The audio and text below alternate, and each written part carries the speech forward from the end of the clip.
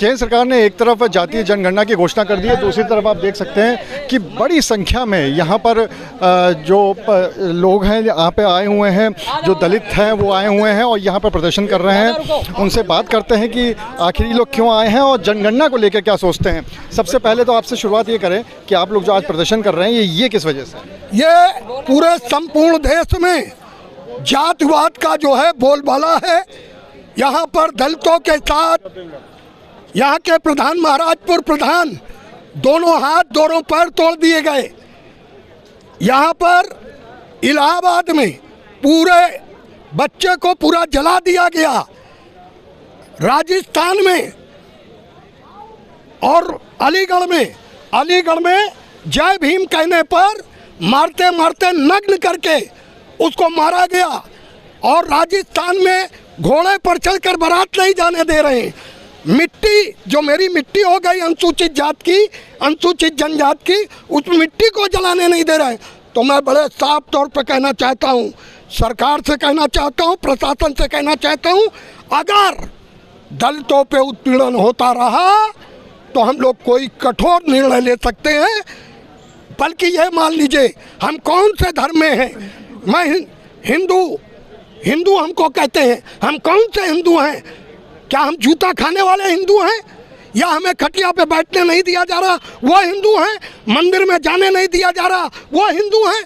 हम इसका पूरे संगठन मिलकर इसका हम विरोध करेंगे और ज़रूरत पड़ी तो हम धर्म परिवर्तन भी करेंगे।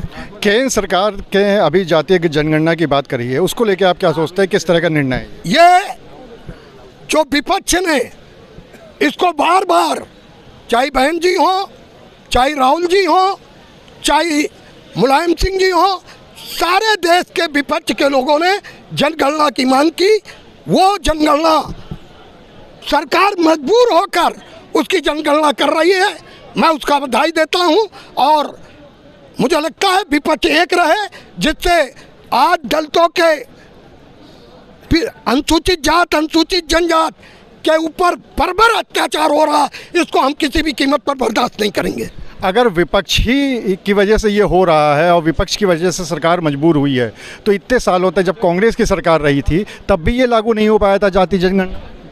नहीं, ऐसा बात नहीं है। कांग्रेस की सरकार में अनुसूचित जाति, अनुसूचित जनजाति और पिछड़े वर्ग सभी के कल्याण के लिए कांग्रेस सरकार काम करती रही। उसके साथ में और भी जो सरकारें स्टेट में थी वो काम करती रही हैं, लेकिन वर्तमान सरकार जो है वो आरक्षित वर्ग के हुकूकों पर चोट कर रही है।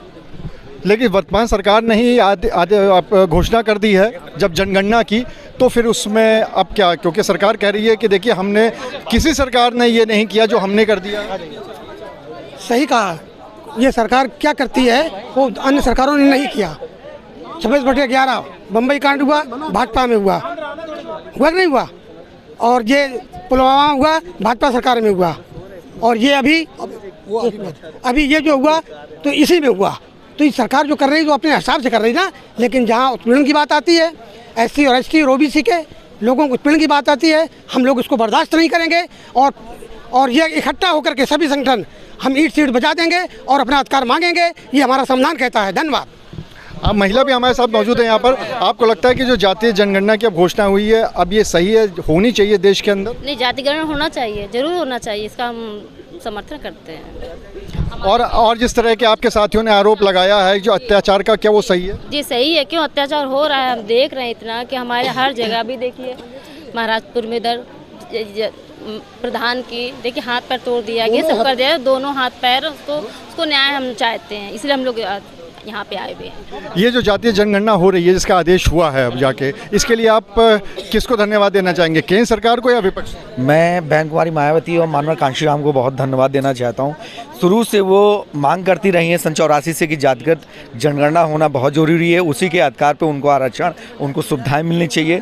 और साथ ही इस सरकार से मैं निवेदन करना चाहता हूँ कि जो हमारे साथ के समाज के साथ ये घटनाएँ हो रही हैं, ये हमारा ऐसी समाज बहुत ही भोला वाला समाज है। जिस दिन ये जाग गया ना तो ये सैलाब ला देगा। जो एक बार कलम उठी तो संविधान लिख दिया और तलवार उठी तो भीमे कौरे गांव बना दिया। हमारे साथी झंडे के साथ, डंडे के साथ मजबूत खड़े हैं और हमारी बहनें भी मजबूत खड़ी हैं और हमारे भीम आर्मी राष्ट्रीय अध्यक्ष मंजीत सिंह नोटियाल हम लोगों का समर्थन करते हैं, हम लोग उनके साथ में खड़े होने काम कर रहे हैं, ये चीज़ें हैं। भीम आर्मी की मायावती की बात सब लोग कर रहे हैं, आपके साथियों ने भी करी, लेकिन मायावती सत्ता से भी दूर हैं, लगातार उनका वोट बैंक भी गिरता जा रहा है। आकाश आनंद को भी लेकर पहले बहुत चर्चाएं उठी थी, वो भी अब खत्म हो गई है, तो फिर अब आप मायावती को किस जगह पे देखें? नहीं, मायावती का जो राजनीति भारत की राजनीति में एक सम्मानित नाम है और उन्हीं की देन है जो आज ये बहुजन समाज और जितने भी संगठन निकल के आए वो बहन जी के ही संघर्षों की वजह से यहाँ तक पहुँचे। और जो लगातार बहन जी की जो बात करें, होता क्या है कि जो समाज पर मेन मुद्दे पे काम करता है, तो आपने देखा होगा कि लगातार मीडिया, तो जो मीडिया है वो कभी भी बहन जी को नहीं दिखाता, ये सत्य है। लगातार वो 4 बार मुख्यमंत्री रही और उनके किए हुए काम जो है वो शिक्षा की तरफ ज़्यादा रहे। शिक्षा के दम पर ही ये जो एससी समाज और पिछड़ा समाज है यहाँ तक पहुँचा हुआ है। और आज का जो मेन मुद्दा है वो समाज पर हो रहा अत्याचार है, क्योंकि पिछड़ा समाज हो या एससी समाज हो या एसटी समाज हो, इसी के साथ लगातार इसके अधिकारों के साथ साथ और लगातार इनके ऊपर लगातार अत्याचार हो रहा है। उसी को लेकर के कानपुर नगर के जितने भी सामाजिक संगठन हैं आज एक साथ यहाँ पर ज्ञापन भी दिया है। हो सकता है अगर ये समय से अगर सरकार ने काम नहीं किया तो इस पर एक हम बहुत बड़ा जन आंदोलन करेंगे। तो यहाँ पर अगर हम बात करें तो एक बात तो बिल्कुल साफ समझ में आ रही है कि जो दलित समाज है उसने 2 बातें बहुत महत्वपूर्ण कही हैं। पहली बात तो ये कि जिस तरह से जातीय जनगणना के लिए उन्होंने सरकार को नहीं बल्कि विपक्ष को धन्यवाद दिया है, और दूसरी बात उन्होंने मायावती को इस बात के लिए धन्यवाद दिया है कि कहीं ना कहीं मायावती की पूरी कोशिश थी और जिसकी वजह से आज ये हो रहा है। अनुराग अग्रवाल, TV9 कानपुर। अरे श्रीमती जी कुछ तो सस्ता लो, बचत करो। नहीं श्रीमान जी, सब बढ़िया लो, रहने दीजिए। इसमें क्या खास बात है? थोड़े में ज्यादा स्वाद, यही तो है इसकी खास बात। वाह मामा, क्या स्वाद है। अरे मेरे राजा, सबका राजा आरती